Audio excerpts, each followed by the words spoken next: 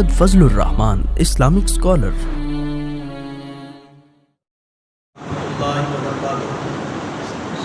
ان الحمد للہ والصلاة والسلام علی رسول اللہ صلی اللہ علیہ وسلم۔ اقامت الصلاۃ، نماز کو قائم کرنا، و ایتاء الزکوٰۃ، اور زکوٰۃ کو ادا کرنا۔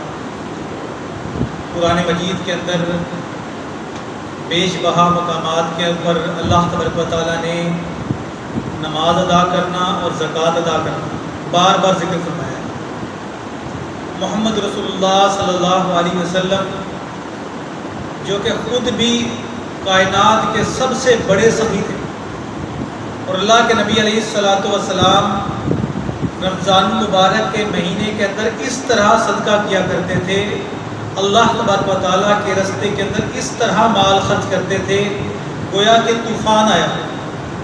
صحابی رسول کہتے ہیں کہ میں نے محمد رسول اللہ صلی اللہ علیہ وسلم سے جب مدینے کے اندر پہلی ملاقات کی، نبی کریم صلی اللہ علیہ وسلم مسجد نبوی کے اندر درس دے رہے اور غریب صحابہ سامنے بیٹھے۔ اللہ کے نبی علیہ الصلاۃ والسلام اپنے ان غریب صحابہ کو کیا درس دے رہے ہیں؟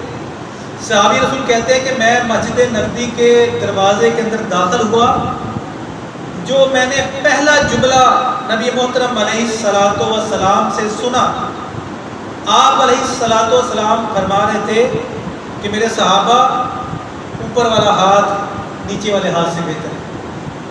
کن صحابہ کو؟ وہ غریب صحابہ جن کے پاس پہننے کے لیے کپڑے پورے نہیں تھے، کھانے کے لیے خوراک پوری نہیں تھی۔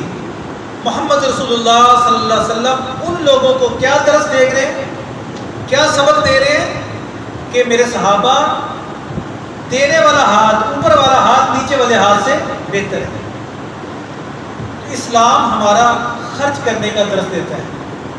نبی محترم علیہ الصلاۃ والسلام خود بھی بہت بڑے سخی تھے، اور آپ کے صحابہ بھی بہت بڑے سخی تھے، اور آپ کے ماننے والے بھی، ان کی نشانی یہ ہے کہ وہ اللہ کے راستے کے اندر مال خرچ کرتے ہیں۔ صدقے کی دو قسمیں ہیں۔ ایک وہ قسم ہے جو صدقہ فرض ہے، جس کو ہم زکوٰۃ کہتے ہیں، عشر کہتے ہیں، یا فطرانہ کہتے ہیں۔ ایک صدقہ ہے عمومی صدقہ، جو فرض تو نہیں، لیکن اگر انسان کر لے تو اللہ تبارک و تعالیٰ اس کو بہت زیادہ نعمتوں کے ساتھ نوازتے ہیں۔ صحیح مسلم کے اندر حدیث نقل ہے، نبی کریم صلی اللہ علیہ وسلم نے فرمایا، آسمان سے دو فرشتے روزانہ اترتے ہیں۔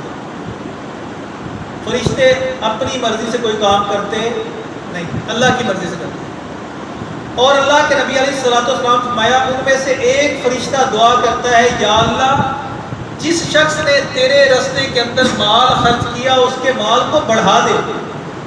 دوسرا فرشتہ کہتا ہے آمین، اور دوسرا کہتا ہے، یا اللہ جس شخص نے تیرے راستے کے اندر مال خرچ کرنے سے اپنے ہاتھ کو روکا ہے، یا اللہ اس کے مال کو برباد کر دے۔ دوسرا فرشتہ کہتا ہے آمین۔ اس سے یہ بات بھی سامنے آتی ہے کہ اللہ تبارک و تعالیٰ کے راستے کے اندر جو فرض صدقہ ہے، اس کے علاوہ نوافل صدقے بھی اللہ تعالیٰ کے راستے کے اندر خرچ کرنا چاہیے۔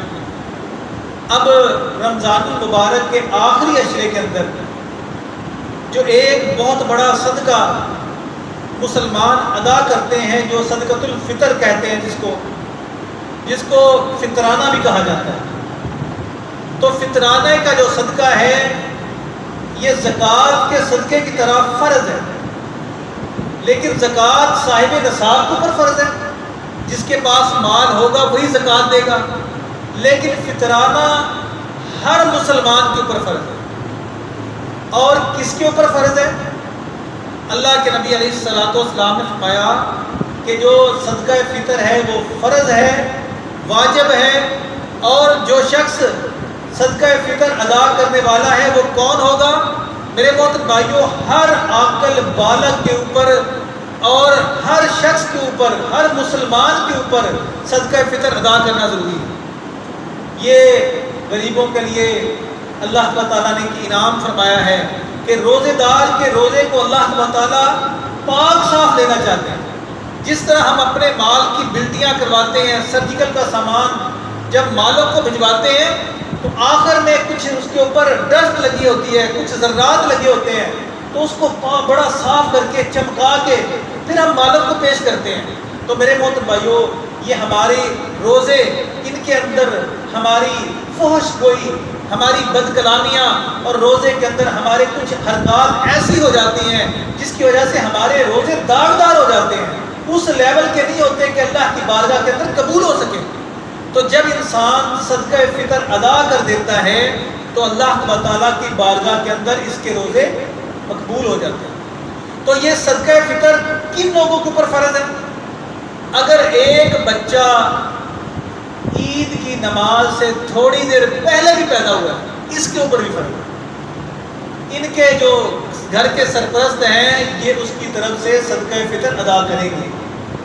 اس گھر کے اندر اگر کوئی مہمان آ گیا ہے یا ان کے گھر کے اندر جن لوگوں کا یہ ولی ہے، ذمہ دار ہے، تو گھر کا سربراہ ان کی طرف سے صدقہ فطر ادا کرے گا۔ اور میرے محترم بھائیو، صدقہ فطر کی مقدار کتنی ہے؟ 1 سا اس کی مقدار، 1 سا۔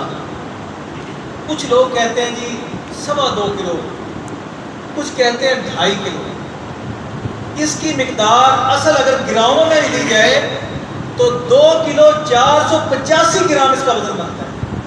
تو کیونکہ یہ 2.5 کلو سے کم ہوتا ہے تو کچھ لوگوں نے اس کو 2.25 کلو میں شمار کر لیا ہے، اور یہ 2.5 کلو کے قریب ہے تو کچھ لوگوں نے احتیاطی طور پر 2.5 کلو تصور کر لیا۔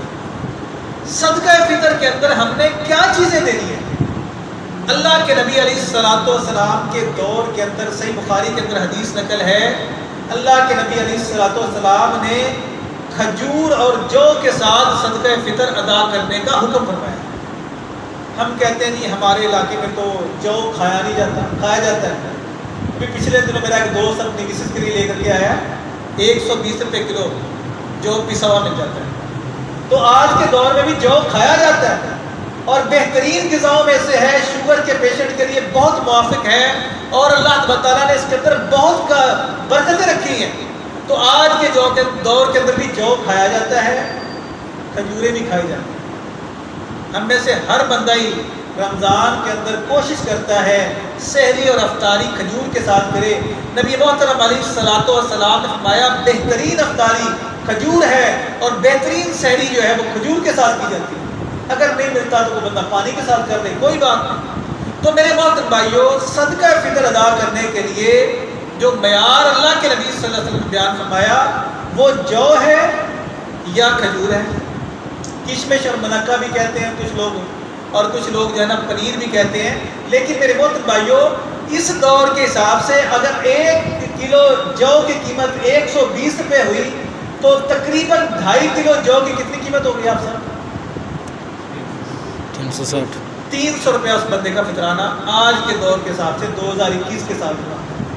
اگر ایک شخص درمیانے درجے کا کھجور کھاتا ہے، آپ ایرانی کھجور کھا لیں تو وہ 500 روپے کے جی ہے، تو 2.5 کلو کے کتنا فطرانہ بن گیا؟ 1250 روپے۔ 1250 روپیہ ایک عام کھجور جو ہم گھروں میں کھاتے ہیں اس کا فطرانہ ایک بندے کا 1250 روپے بنتا ہے۔ اگر کچھ لوگ مبروم کھاتے ہیں، کچھ عجوہ کھجور کھاتے ہیں، 3000 روپے کلو ہے، تو میرے محترم بھائیو 3000 روپیہ کے جی اگر ہم کھجور کھاتے ہیں تو 2.5 کے جی کھجور کا فطرانہ کتنا بن گیا آپ سب؟ 7500 روپیہ فطرانہ اس بندے کا بنا ہے جو اپنے گھر کے اندر اکیلے بیٹھ کر مبروم کھجور کھاتا ہے، عجوہ کھجور کھاتا ہے، پتہ ہے کہ میرے پاس اللہ تعالیٰ نے نعمتیں دی ہیں، اور جب مسئلہ پوچھنے کی باری آتی ہے تو مولوی صاحب کہتے ہیں نہیں ایسا کرے، سب سے کم فطرانہ ہمارے مدرسے کا ہے، سب سے کم فطرانہ ہم بتاتے ہیں، آپ ہمیں پرچی کٹوائیں تو آپ ایسا کریں گندم کے حساب سے فطرانہ کاٹ دیں۔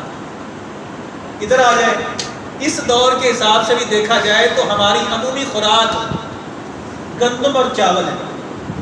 تو گندم آج میں لے کر کے آیا 70 روپے کے جی، 1 نمبر گندم، پسا ہوا جو آٹا ہے 70 روپے کلو ہے، تو 2.5 کے جی کا کتنا بن گیا جی؟ 175 روپے گندم کے حساب سے، آٹے کے حساب سے بنتا ہے، آپ اس کو 150 روپیہ کر لیں۔ اور اگر اس دور کے حساب سے آپ چاول گھروں کے اندر کھاتے ہیں، درمیانے درجے کا چاول جو ہم اپنے گھروں کے اندر کھاتے ہیں، کم از کم 150 سے 200 روپے کلو ہے۔ اگر ہم اس کو 150 روپیہ کلو تصور کر لیں تو 2.5 کلو چاول کی کیا قیمت بنتی ہے؟ تقریباً 350 کے قریب۔ اگر ہم 200 روپے والا چاول کھاتے ہیں بہترین قسم کا اور کہتے ہیں بتاتے ہیں جناب ساڑھے کا جڑے چول پکتے ہیں نا ایڈے چول ہوئے، تو میرے محترم بھائیو ان چاولوں کی بھی مقدار جو ہم گھروں میں اپنے استعمال کرتے ہیں، تو مسئلہ یہ ہے کہ جو اناج ہم کھاتے ہیں بہتر تو یہی ہے کہ ہم جو اللہ کے راستے کے اندر فطرانہ نکالیں یا کھجور نکالیں، لیکن اگر علماء اکرام اس بات پہ کہتے ہیں کہ ہمارے علاقے کا خوراک یہ ہے کہ ہم یہاں پر گندم کھاتے ہیں، چاول کھاتے ہیں، تو چاول کا فطرانہ بھی میرے محترم بھائیو کم از کم جو ہے کم از کم 250 سے لے کر 350 روپے بنتا ہے۔ ہاں جو شخص بیچارہ بہت غریب ہے، پورے رمضان میں اس نے چاول بھی نہیں کھائے، بہت ماڑا بندہ ہے، کمزور بندہ ہے، وہ پھر مولوی صاحب سے آ کے مسئلہ پوچھ لے کہ جناب بتائیں گندم کے حساب سے کتنا فطرانہ بنتا ہے، اور اپنے علاقے کے 2.5 کلو گندم کی میرے محترم بھائیوں مقدار اپنے ذہنوں میں بٹھا کر اتنا آپ فطرانہ نکال سکتے ہیں۔ دوسری بات، فطرانے کے اندر دینے کے لیے محمد رسول اللہ صلی اللہ علیہ وسلم کے دور کے اندر، اس دور کے اندر کرنسی استعمال ہوتی تھی، درہم اور دینار استعمال ہوتے تھے۔ اللہ کے نبی علیہ السلام اس دور کے اندر آپ علیہ السلام نے درہم و دینار فطرانے کے طور پر نہیں دیا، نبی محترم علیہ السلام نے اناج دیا۔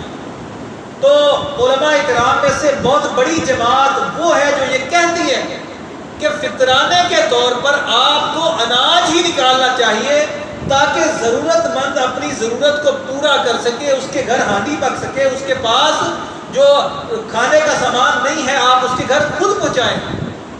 فطرانہ کب ادا کیا جائے گا؟ عید کی نماز سے پہلے آپ فطرانہ ادا کر سکتے ہیں، اور بعض صحابہ سے 2 یا 3 دن قبل بھی فطرانہ اللہ کے راستے کے اندر نکالنا ثابت ہے۔ تو اس سے آپ یہ بات بھی نکال سکتے ہیں کہ 2 یا 3 روز قبل عید سے فطرانہ ہم جمع کر سکتے ہیں، اللہ کے راستے کے اندر نکال سکتے ہیں، مستحقین تک پہنچا سکتے ہیں۔ تو بعض لوگ کہتے ہیں نہیں جی نہیں، رمضان شروع ہوا تو فطرانہ پہلے ہی کاٹ دو، ساڑھے مدرسے کو دے دو، ہمارے مدرسے کو آپ دے دیں، بے شک ٹھیک ہے پہنچ جائے گا آپ کا۔ کیسے پہنچ جائے گا؟ جب اللہ کے نبی علیہ السلام کی سیرت آپ صحابہ کا طریقہ یہ ملتا ہے 2 سے 3 دن قبل آپ نکال سکتے ہیں، پورا رمضان پہلے نہیں نکال سکتے، پہلے عشرے کے شروع میں نہیں نکال، آخر کے اندر 2-3 روز قبل آپ فطرانہ نکال سکتے ہیں۔